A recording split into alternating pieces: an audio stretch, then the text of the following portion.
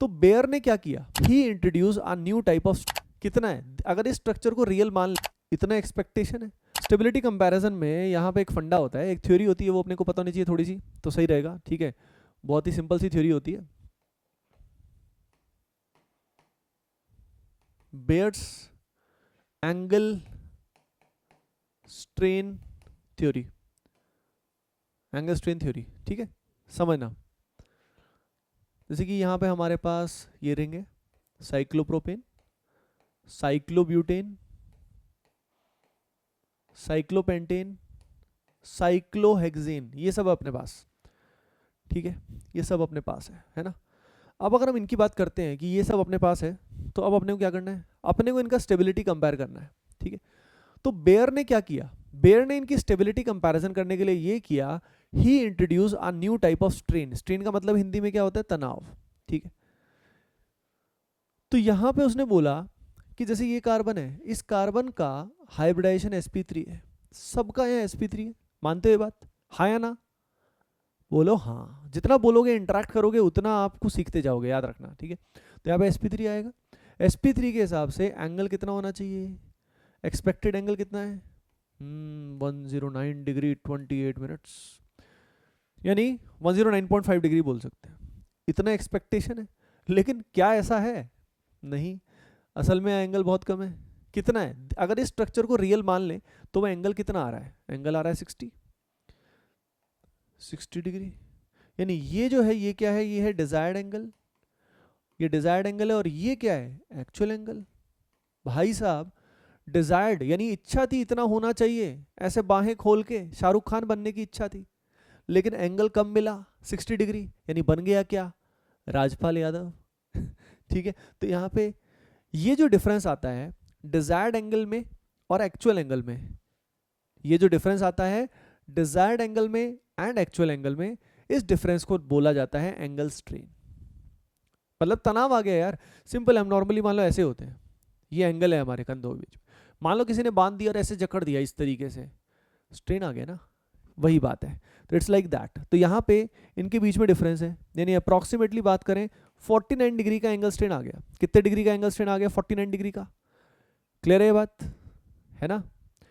तनाव यानी बहुत है, बहुत तनावग्रस्त है ये रिंग, साइक्लोप्रोपेन बहुत तनावग्रस्त है। अगर हम इसमें बात करें 4 वाले केस में, तो 4 वाले केस में क्या हो रहा है, 4 वाले केस में देखो डिजायर्ड एंगल सब में सेम है, सब में 109 109 मान लो, सब में 109। अब यहाँ पे एक्चुअल एंगल कितना है देख के बताओ भाई, एज्यूमिंग दैट ये प्रॉपर रेगुलर, रेगुलर ये समझ रहे हो ना, रेगुलर शेप है इसकी, बिल्कुल रेगुलर पेंटागन है, ठीक है। तो उस तरीके से ये जो है इसमें कितना होगा 108, ये एंगल 108 होता है, और ये 120 डिग्री। इसके बेसिस पे स्ट्रेन अगर हम कैलकुलेट करते हैं तो यहाँ पे the strain will be 19 degree, यहाँ पे चेक करोगे तो 1 डिग्री, और यहाँ पे उल्टा -11 डिग्री, मतलब 11 डिग्री का ही है लेकिन कम एंगल की वजह ज़्यादा है, यहाँ ज़्यादा है। अगर हम इसके बेसिस पे देखें, इस थ्योरी के बेसिस पे देखें, तो यहाँ पे stability order should be ring का साइज 5 6 4 3, ये एक्सपेक्टेड ऑर्डर था, this was the expected order कि 5 6 4 3 आएगा, लेकिन ये एक्सपेक्टेशन एग्जैक्ट ऐसी नहीं रही, सैडली। क्या थी एक्सपेक्टेशन से, अब रियलिटी क्या है, तो भैया रियलिटी है क्या है, 6 5 4 3 इज द रियलिटी, ये है एक्चुअल स्टेबिलिटी ऑर्डर। यानी इन सब में सबसे स्टेबल रिंग जो है वो कौन सी रिंग है, हाँ सबसे स्टेबल रिंग कौन सी है, 6 मेंबर रिंग है। अब डेटा से एक्सपेरिमेंटली यही पता लगा, ठीक है, समझ गए। तो ये बेयर्स थ्योरी का, अब बेयर्स थ्योरी में मतलब जो फंडा बताया एंगल स्ट्रेन का वो सही था, लेकिन उसके कैलकुलेशन में गड़बड़ थी।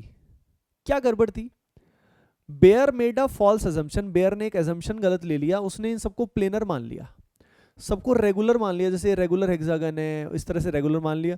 तो जो उसने सोचा ना कि एक्चुअल एंगल इतना है, वो एक्चुअल एंगल इतना था ही नहीं, यहाँ 120 सोचा था, 120 होता ही नहीं, ये 108 होता ही नहीं, असल में ये इनके स्ट्रक्चर 3D में होते हैं, ये गड़बड़ हो गई इस थ्योरी में। लेकिन फंडा सही था, एंगल स्ट्रेन कैसे आता है ये अपन ने देखा। तो लिखो भाई, थोड़ा सा लिखो, लिखो, सुनने से काम थोड़ी चलता है, सिर्फ लिखो, क्या लिखोगे आप, लिखो, Baeyer introduced a new type of strain, Bayer introduced a new type of strain known as Baer introduced a new type of strain known as angle strain. Known as angle strain. Baer introduced a new type of strain known as angle strain.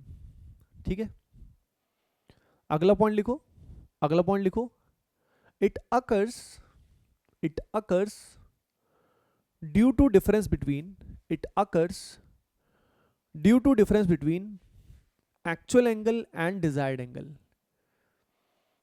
ठीक है, it occurs due to difference between actual angle and desired angle. समझ रहे हो, actual angle और desired angle की वजह से ये आता है ना. It is due to difference between actual angle and desired angle. Okay, उसके बाद ये कैलकुलेशन हुआ है ना. एजम्पशन फॉल्स, गलती क्या थी लिख लेना. Baeyer made a false assumption. Baeyer made a false assumption that all the rings are planar. Baer made a false assumption that all the rings are planar. Got it? उसने assumption ले लिया, तो फिर कैलकुलेशन में गलती हो गई, बस इतनी बात है. तो ये जल्दी से लिख लो.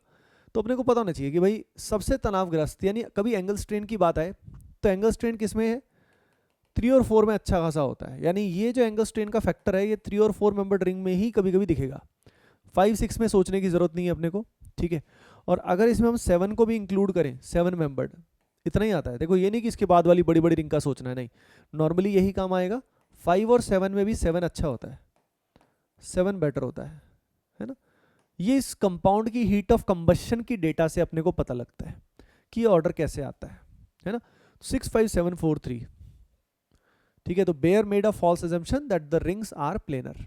उसने माना था, ये गलत था, लेकिन ऐसा होता नहीं है. चलो भाई चलें आगे, अब इसका यूज करते हैं. देखो अब जैसे हमारे पास मान लो क्वेश्चन है ये वाला, स्टेबिलिटी कंपैरिजन करना है. We have to compare the stability of these. ठीक है, अब इन तीनों में हम इंडक्टिव से भी इसको कर सकते हैं. ठीक है ना, इंडक्टिव से भी कर सकते हैं और इसको स्ट्रेन से भी कर सकते हैं, दोनों से आ जाएगा. इंडक्टिव से कैसे करेंगे, तो यहाँ देखो दोनों कार्बन ही है, sp3 है, तो भाई ये दोनों इलेक्ट्रॉन देंगे. यहाँ 2 तो ये है, एक ये भी है, तो यहाँ ज़्यादा इलेक्ट्रॉन सप्लाई होगा. यहाँ 2 इधर हैं, 2 इधर हैं, 4 sp3 हैं, ज़्यादा सप्लाई होगा. इंडक्टिव से डायरेक्टली ये आंसर आ रहा है कि नहीं आ रहा है, इंडक्टिव से डायरेक्टली आ रहा है, क्योंकि sp3 sp2 को इलेक्ट्रॉन देता है. sp2 इज मोर इलेक्ट्रोनेगेटिव और sp3 is less electron negative. Clear है, ठीक है ना.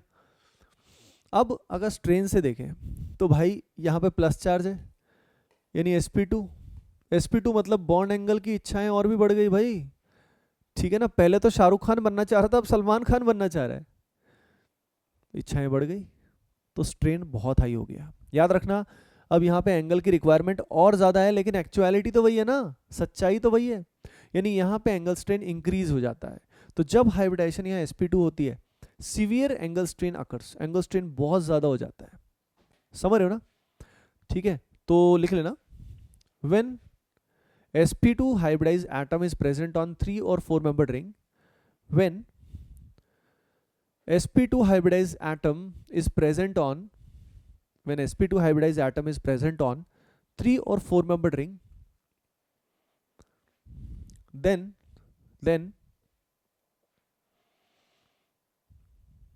क्या,